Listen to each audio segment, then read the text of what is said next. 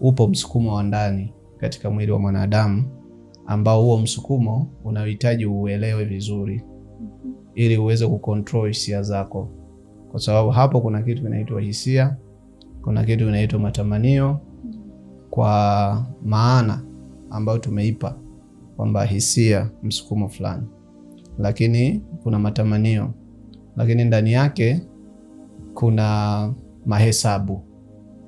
Kwamba mahusiano ya kimapenzi yanajumuisha hivyo ambavyo navitaja. Yes, mahesabu. Okay. Katika mahesabu ya kiroho kwamba mimi naenda kuwa na mahusiano na huyu au naenda kuingiliana naye huyu.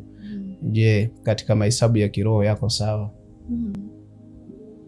Kwamba huyu naenda kufanya naye mapenzi au nakwenda kuingia naye katika mkataba wa kiroho, kwa sababu pale mnapokuwa mmekwenda kufanya hayo mnayofanya au kufanya hicho kitendo cha seksi au mapenzi manake pale kuna mkataba wa kiroho pale baina yenu wawili. Hapo kwenye mahesabu ya kiroho ni kama yapi?